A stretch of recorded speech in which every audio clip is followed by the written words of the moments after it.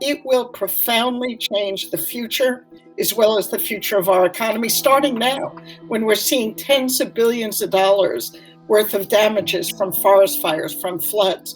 It is time to act on climate, and the word has gotten out.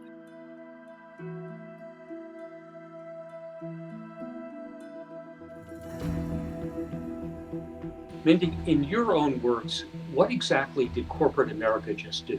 Well, to answer directly, 310 CEOs of major corporations, Walmart, Coke, Pepsi, the big names, are weighing in on climate change.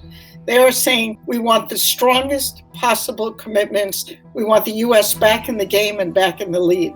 And we are willing to own it with you. And the big picture, David, is there's a little revolution going on. It used to be that we had four companies, Ben & Jerry's, Unilever, Seventh Generation, and Patagonia. That wasn't as powerful. But when you've got the Walmarts of the world and the Amazons stepping up and saying, we are going to get to that net zero, and we're going to push the government or work with the government, because this government wants to get there. These are not the small players. These are players who run our economy. Well, here you've got these major corporate CEOs making the same kinds of demands that Bernie Sanders and Greta Thunberg have been making. That is the key, David. That's the mini revolution that we're seeing. You know, in each case, Mindy, it wasn't corporations or banks that made the decisions. It was individual CEOs. Tell me about what's driving that. They want to act because they believe they need to. They need to because climate will otherwise overcome our future.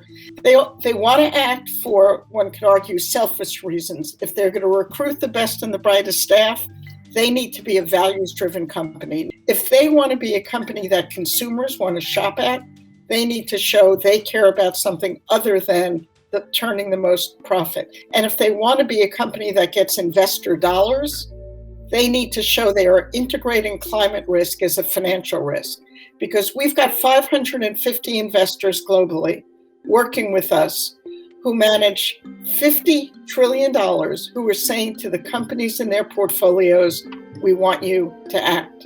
How strong has that pressure been? It's very strong, and it has grown. There used to be about 6 shareholder resolutions a year, and the average vote was 4%, 5%. Now there are more like 150 climate-related resolutions with average votes of 30%, 40%. Investors are speaking, and they are speaking loudly. And now the discussion is not only companies committing to getting to net zero before 2050, and now we would argue it's 2040, but how they're going to do it. Long-term commitments, David, sound good and they're great.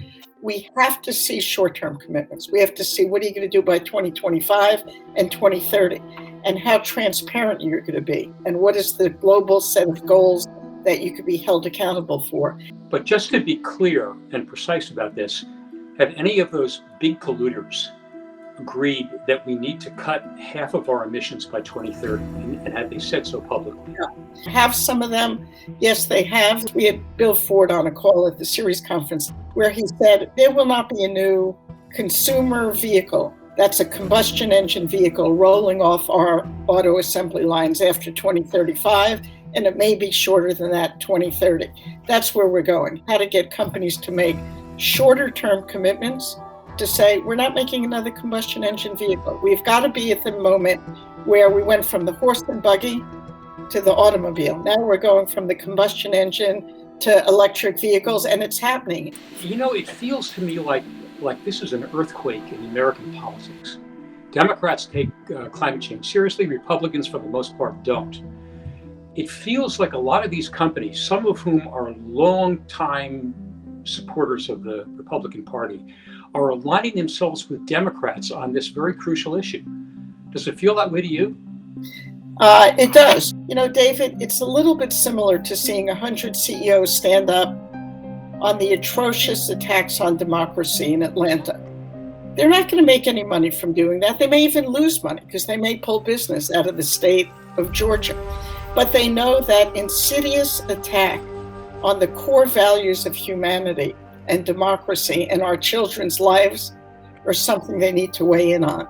And so It is about a new sense of responsibility, which is pretty different even today than it was as recently as a year ago.